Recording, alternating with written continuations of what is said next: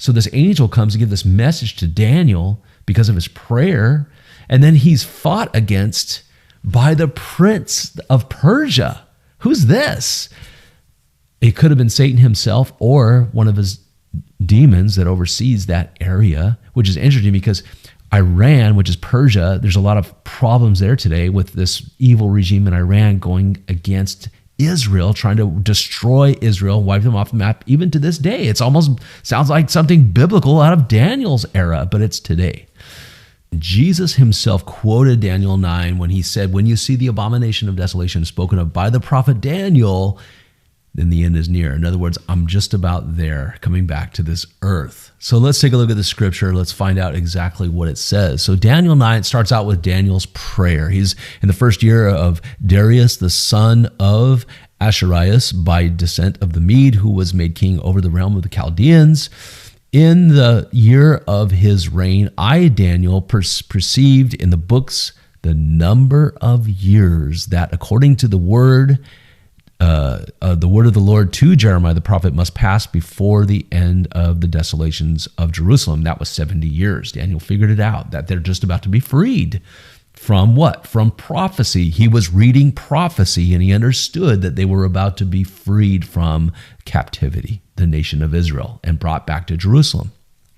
So namely, here he says it, 70 years. So he's reading Jeremiah, and he's very encouraged. Then I turned my face to the Lord, seeking him by prayer and pleas for mercy with fasting and sackcloth and ashes.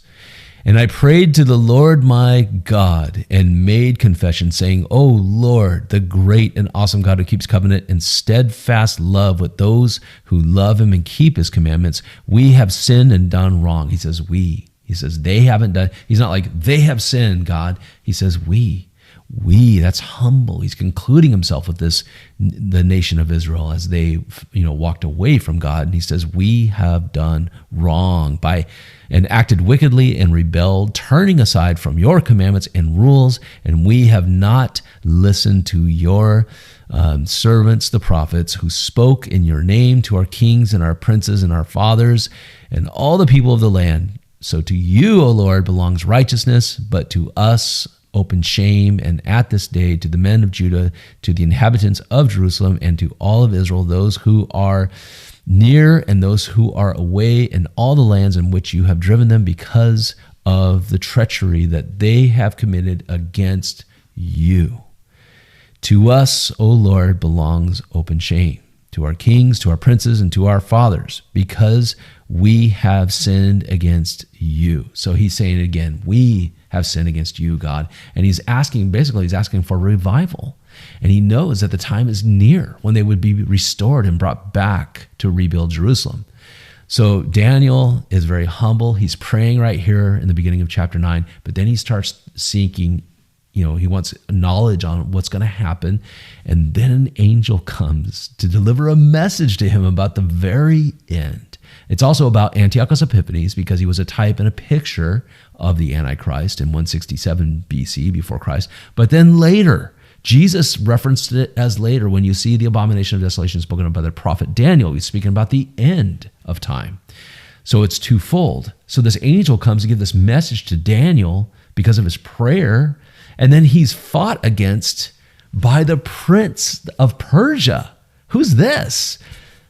It could have been Satan himself or one of his demons that oversees that area, which is interesting because Iran, which is Persia, there's a lot of problems there today with this evil regime in Iran going against Israel, trying to destroy Israel, wipe them off the map, even to this day. It's almost sounds like something biblical out of Daniel's era, but it's today. Amazing, right? Jesus referenced Daniel 9 about the end times, and you're about to see it. So this prince of Persia, it's interesting because Antiochus Epiphanes, who was a type and a picture of the Antichrist, his true name, his original name, because he changed it to Antiochus Epiphanes, which means God manifest, Epiphanes, but he changed it from what his original name was, which was Mithridates, I believe it is. Mithridates, which is the god of Persia, the sun god of Persia or Iran. Wow, how it all connects, right? Even to this day. So let's go back to the scripture. And let's continue on. So he's to the God of mercy. He's confessing, and then he's talking about how Israel has transgressed your law and turned aside here, and the cause and the oath that are written in the law of Moses. So he goes on and he's confessing and praying. And then he says the Lord has kept his word about them being restored. And in verse 15, and now, O Lord our God, who brought your people out of the land of Egypt with a mighty hand. So he's remembering that, right? The Exodus. And have made a name for yourself as it is to this day. We have sinned and we have done wickedly. O Lord, according to all your righteous acts, let your anger and your wrath turn away from your city, Jerusalem. So he's praying for the peace of Jerusalem and the restoration of Jerusalem here. And then he goes on and prays some more. And then this is the answer. Gabriel, the angel Gabriel, brings the answer. Watch this. And while I was speaking and praying, confessing my sin and the sin of my people Israel, and presenting my plea before the Lord my God and for the holy hill of my God, that's Zion, by the way. While I was speaking in prayer, the man Gabriel, whom I had seen in the vision at first, came to me in swift flight at the time of the evening sacrifice. He made me understand, speaking with me and saying, "Oh, Daniel," these are the words of Gabriel that spoke to Daniel. "Oh, Daniel, I have now come out to give you insight and understanding. At the beginning of your pleas for mercy, a word went out." So heaven hears our prayers. Did you catch that? A word went out, and I have come to tell it to you, for you are greatly loved. Isn't that awesome? Daniel's greatly loved by God. And therefore consider the word and understand the vision. So Daniel has this vision. He didn't understand it, so he goes to prayer, and here it is. 70 weeks, and that's actually the sevens. So that says weeks in our translation, but it's actually like 70 sevens, or years is what it typically meant. 77 years is what it means, are decreed about your people, your holy city, to finish the transgression and put an end to sin. Interesting, an end to sin. When does sin end? Because right now, even us believers in Jesus, we still sin. So when will this end completely? Sin will end at the end of the millennial, at the 1,000-year reign of Christ. When there's the great white throne judgment, there's a new heaven, new earth, then sin will be completely gone. Now, for us believers, before that, when Jesus returns in Revelation chapter 19, when Jesus comes after that 7-year, right, that last week of Daniel, that 7 sets of 7, right, that last 7-year period, which has never been fulfilled, which will be fulfilled. At the end of that, and even before that, when we're caught up to be with the Lord, we will have our new bodies and we will sin no more. It'll be gone for us. But there will be a world that a remnant of the world that will come and live in the 1,000-year reign of Christ and will multiply, and sin will come back, and there'll be a great rebellion at the end of that, as the book of Revelation points out. And then it will end forever. God will put an end to it forever. There'll be the great white throne judgment, and that'll be it. So let's go back to the scripture and let's see what he's talking about here with these sets of sevens, these 70 years appointed, and sin will be, and it put an end to sin right there. There it is, an end to sin, and to atone for iniquity. Jesus did that right at 33 AD. Jesus did that on the cross. He paid for that. To bring an everlasting righteousness, to seal both vision and prophet, and to anoint a most holy place. So this is speaking about a new covenant and also the most holy place. So know therefore and understand, he says, that from the going out of the word to restore and build Jerusalem to the coming of the anointed one. So right here, from the going out of the word to restore and to build Jerusalem, we know that happened. We know when that happened. That happened when the decree came out from Cyrus to Nehemiah and to the others, Ezra, to go build the temple, to build Jerusalem. When that decree came out, we have the actual date. And I'm not going to do the math But if you can sit down, there's a guy named Sir Robert Anderson who did this and a few others.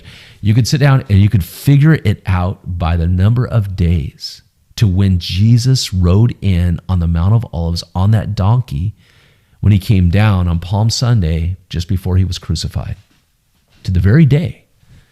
So it's an amazing thing. So he says it again. So the Gabriel the angel says, "Know therefore and understand that from the beginning of the word to restore," the decree, right, from Cyrus to restore and build Jerusalem, to the coming of an anointed one. Who's that? Jesus. A prince, that's speaking of Jesus. So an anointed one, a prince, there shall be 7 weeks. 7 sets of 7, right? 7 times 7 is 49. 49 of these years, or actually it's there shall be 7 weeks. And you can do the math. I'm not going to get into the math here because it gets really crazy, but you can sit down and do all the math on this. And for 62 weeks it shall be built again with squares and moat. So when it was completed, it fulfilled that. And then there was another, the 7 sets of 7s, and then it was a countdown to when Jesus actually rode down on the donkey down the Mount of Olives to Jerusalem. It's amazing. This is way before the birth of Jesus. This is like 500 years before Jesus' birth. Daniel was a prophet, as Jesus said, right? So then it says, and in 62 weeks it shall be built with squares and moat, and but in a troubled time. And after the 62 weeks, an anointed one shall be cut off. Now, what does cut off mean? So, and after 60 weeks it shall be built. Where is that? And an anointed one shall be cut off. And that is death. So that's actually, the word for that is killed or death. And that's what happened to Jesus. And shall have nothing. He had nothing when he died. Okay? Speaking about the anointed one, that's a context of this. And he will be cut off. He will die. And the people of the prince who is to come, that's speaking of the Roman Empire, right? So this evil Antichrist in the future will come from this Roman Empire. And the evil prince who is to come shall destroy the city and the sanctuary. Its end shall come with a flood, and to the end there shall be war. Desolations are decreed. So there'll be a desolation, right? And he shall bring a strong covenant to many for 1 week. What is that? A set of 7 years. He shall bring this evil, vile one, this Antichrist, right? This one who brings puts an end to sacrifice. This is him. And this is speaking of a 7-year covenant that he will make for many with 1 week, the 7 years. And for half of the week, he shall put an end to sacrifice and offering. And on the wings of abominations shall come one who makes desolate. The abomination of desolation. This is what Jesus spoke about being right before he comes back. Until the decreed end is poured out upon the desolator. So the desolator, the Antichrist, the decreed end will be poured out on him. So the wrath of God will come down upon him. Wow. So this is speaking about the Antichrist here and the covenant, the 7-year covenant, that last 7, the last week. They call it the missing week of Daniel, because all those other sets of 7s have been fulfilled. The decree, the rebuilding of the temple in Jerusalem, and then the Messiah being cut off, Jesus being cut off. All those sets of 7s were fulfilled in Daniel 9.